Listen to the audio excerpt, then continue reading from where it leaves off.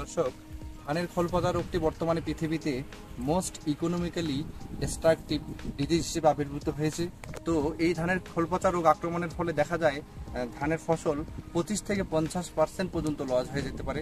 সুতরাং আপনারা বুঝতেই পারতেছেন এটি কি পরিমাণ মারাত্মক ধরনের রোগ বর্তমানে থাকে, এবং এটিকে পুরোপুরি দমন করতে হলে আপনাকে অবশ্যই এই প্যাথোজেনের যে কজাল অর্গানিজম এবং সেই কজাল অর্গানিজমের যে জীবনচক্র লাইফ সাইকেলটা এবং এপিডেমিওলজিটা আপনাকে অবশ্যই ভালোভাবে জানতে হবে।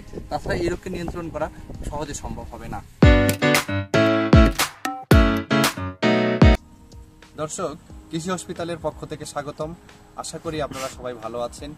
আজকে ধানের সিড ব্লাইট রোগ নিয়ে আলাপ করব, যেটিকে বাংলায় খোল পচা রোগ বলে। এই রোগটি প্রথম যে দেখা যায় জাপানে 1910 সালে। অবশ্যই এটি এখন গোটা পৃথিবীতে, গোটা বিশ্বব্যাপী ছড়িয়ে গেছে। তো এই রোগটিকে 14টি অ্যানাস্টোমোসিস ক্লাসে বিভক্ত করা হয়, যেটা AG1IA নামে আছে। তো এই ধানের খোল পচা রোগ নিয়ে আমি আজকে বিস্তারিত আলাপ করব।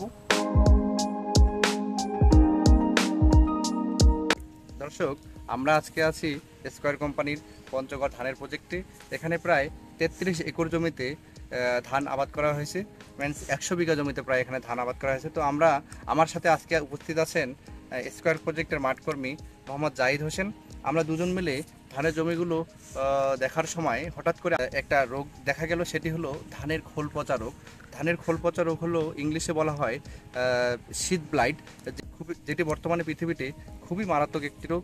তো এই রোগ সম্পর্কে আমি জাহিদ সাহেবের কাছে জানতে চাইবো। জাহিদ সাহেব, আপনি তো জমিতে নিয়মিত পর্যবেক্ষণ করেন, তো এই ধানের খোল পচা রোগটি আপনি ঠিক কতদিন বয়স থেকে দেখতে পাচ্ছেন ধানের গায়ে? স্যার, আমি প্রায় এক সপ্তাহ যাবৎ মাঠে যখন ঘোরাফেরা করি, তখন ধানের গাছের 2 থেকে 3 ইঞ্চি উপরে এরকম ছোট ছোট লাল পচা আকৃতির সমস্যাগুলো দেখা যায়। ঠিক আছে, এটি ধানের জমিতে যে ওয়াটার লেভেল থাকে, আমরা যে 2-3 ইঞ্চি পানি রাখি, ঠিক তার উপরেই এই প্যাথোজেনটি আক্রমণ করে, এই জীবাণুটি আক্রমণ করে। তো এই আক্রমণের ফলেই ধানের খোল পচা রোগ তৈরি হয়। তো জাহিদ সাহেব, আমরা আজকে ঘুরে ঘুরে আপনার সকল জমিগুলো আমরা দেখব এবং দেখার সাথে সাথে এই রোগটির বিষয়ে বিস্তারিত জানব। ধানের খোল পচা রোগের কজাল অর্গানিজম হলো রাইজোক্টোনিয়া সোলানি। এই রাইজোক্টোনিয়া সোলানি বেসিডিওমাইকোটা পর্বের বেসিডিয়াসি ফ্যামিলির অন্তর্গত। তো এই রোগের লক্ষণ সহজেই আপনি চিহ্নিত করতে পারবেন। এই রোগের প্রাথমিক লক্ষণ হলো একটা সাদা সেন্টারের ভিতরে, সাদা কেন্দ্রের ভিতরে চারপাশে গাঢ় বাদামি রঙের আউটলাইন থাকবে, যেটা আমি আপনাদের এখন দেখাচ্ছি। এটি সাধারণত প্রথমে প্রাথমিকভাবে ধানের জমিতে আমরা যে পরিমাণ পানি রাখি, এই পানির লাইনের ঠিক উপরের অংশে এটি আক্রমণ করে। আমরা ধানের জমিতে সাধারণত 2 থেকে 3 ইঞ্চি পরিমাণ পানি রাখি। তো ঠিক উপরের অংশে এই যে দেখতে পাচ্ছেন খোল পচা রোগ, ঠিক ধানের যে খোলসটা আছে সেই খোলসে এই রোগটি আক্রমণ করে। সাদা সেন্টারের বাইরে গাঢ় বাদামি রঙের যে দাগগুলো, আউটলাইনগুলো আছে, এগুলো একটার সাথে আরেকটা জয়েন্ট হয়ে পরে সাপের খোলসের মতো দেখায়। ঠিক গোখরা সাপের খোলসের মতো দেখানোর যে লক্ষণটা দেখা যায় ধানের কাণ্ডে, এটিকে ইংলিশে যেটা বলে ধানের সিড ব্লাইট রোগ।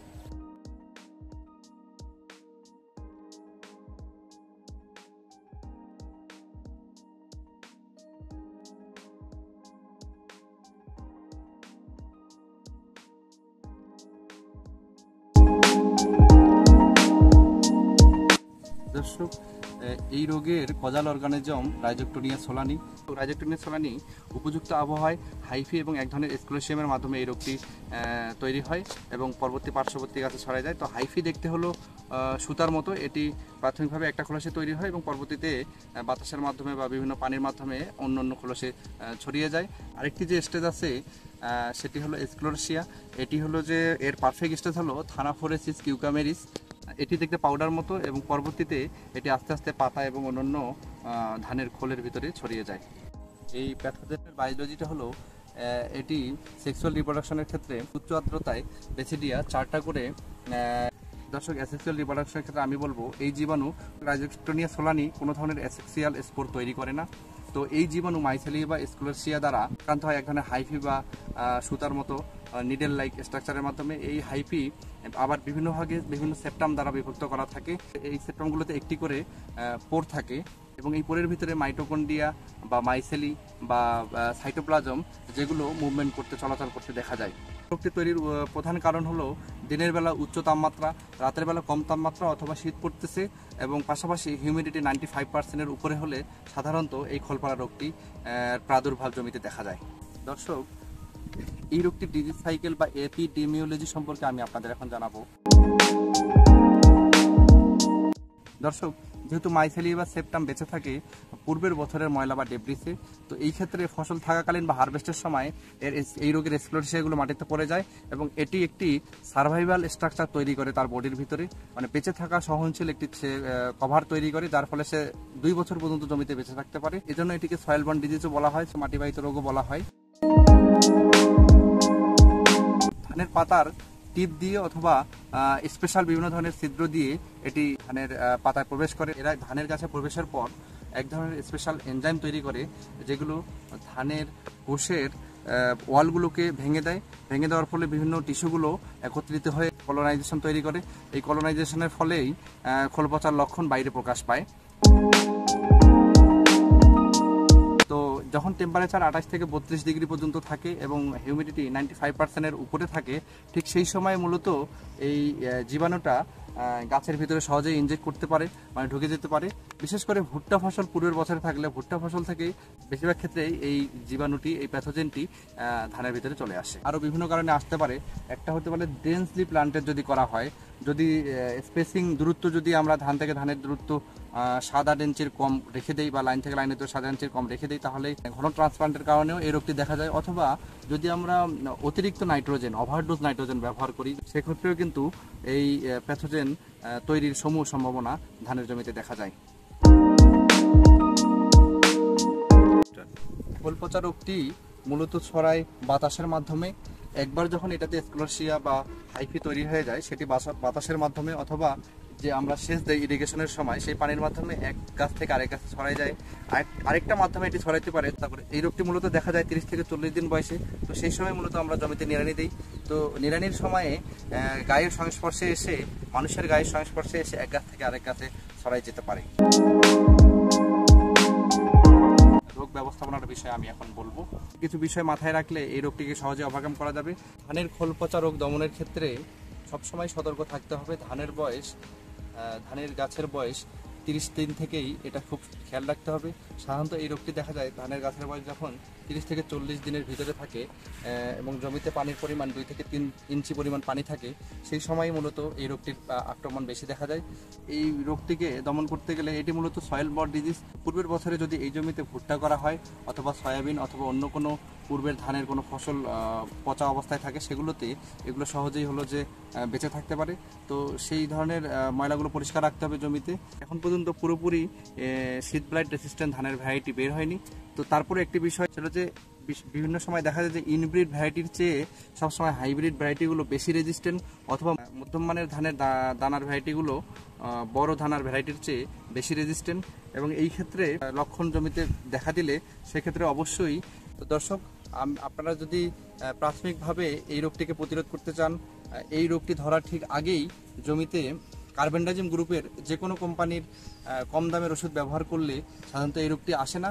আর যে সকল কৃষকের জমিতে এই রোগটি এসে গেছে, সেক্ষেত্রে অবশ্যই অ্যাজোক্সিস্ট্রোবিন অথবা স্কয়ার কোম্পানির যে স্ট্রোমিন নামের ওষুধ আছে, যেটা ট্রাইফ্লুক্সিস্ট্রোবিন যে গ্রুপটা আছে, সেই গ্রুপের ওষুধ রেগুলার বেসিসে 7 দিন পর পর 2 থেকে 3 বার ব্যবহার করলে এই খোল পচা রোগটি সহজেই দমন করা যায়। তো সেক্ষেত্রে আপনাকে 30 থেকে 35 দিনে একবার এই স্ট্রোবিন ব্যবহার করতে হবে এবং ঠিক 7-8 দিন পর আরেকবার 45 থেকে 50 দিনে এবং আরেকবার 60 দিনের সময়ে এই ওষুধটি ব্যবহার করলে এই রোগটি সাধারণত নিয়ন্ত্রণে রাখা যায়। পচা রোগের লক্ষণ জমিতে যদি দেখা যায়, সেক্ষেত্রে অবশ্যই বিঘা প্রতি 4 জারকিন মানে 60 লিটার পানি অবশ্যই স্প্রে করতে হবে, যাতে করে গাছের গোড়া পর্যন্ত এই পানিটা পৌঁছায় যায়। এবং অবশ্যই ধানের খোল পচা রোগ দেখা যাওয়া মাত্রই অবশ্যই আপনাদের ফোলিয়ার স্প্রে, মানে পাতায় স্প্রে করার যে ওষুধ, সেটি ব্যবহার করতে হবে। তো সেটি ব্যবহার করতে গেলে অবশ্যই আপনার বিঘা প্রতি 33 শতকে 4 জারকিন পানি মানে হলো 60 লিটার পানি ব্যবহার করতে হবে, যাতে গাছের গোড়া পর্যন্ত বেয়ে চলে। কারণ এটি প্রাথমিকভাবেই হলো যে গাছের খোলে হলো যে প্রাথমিকভাবে এটা দেখা যায়। তো খোল পর্যন্ত যদি আপনার স্প্রে পানি না পৌঁছায়, তাহলে কিন্তু এটিকে সরাসরি নিয়ন্ত্রণ করা সম্ভব হবে না। তো অবশ্যই সার ব্যবস্থাপনাটা আমাদের খেয়াল রাখতে হবে। সার ব্যবস্থাপনার ক্ষেত্রে আমন ধানের যে অনুমোদিত সারের মাত্রা আছে সেটা অবশ্যই ফলো করতে হবে।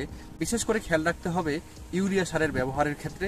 ইউরিয়া সারের ওভারডোজ এই খোলপচা রোগ বা ধানের শীট ব্লাইট রোগ তৈরির জন্য উপযুক্ত পরিবেশ তৈরি করে। তো ইউরিয়া সার ব্যবহারের ক্ষেত্রে আমাদের সবসময় সতর্ক থাকতে হবে যেন এটি কখনোই ওভারডোজ না হয়, এবং যে স্পেসিং, ধানের যে স্ট্যান্ডার্ড স্পেসিং আছে সেটি অবশ্যই মেনটেন করতে হবে। এবং ঘন ডেন্সলি প্লান্টেড জমিতে এই খোলপচা রোগের আক্রমণ সবচেয়ে বেশি দেখা যায়। ধন্যবাদ দর্শক, আপনারা সবাই ভালো থাকবেন।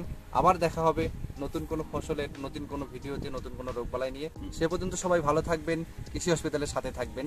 আল্লাহ হাফেজ।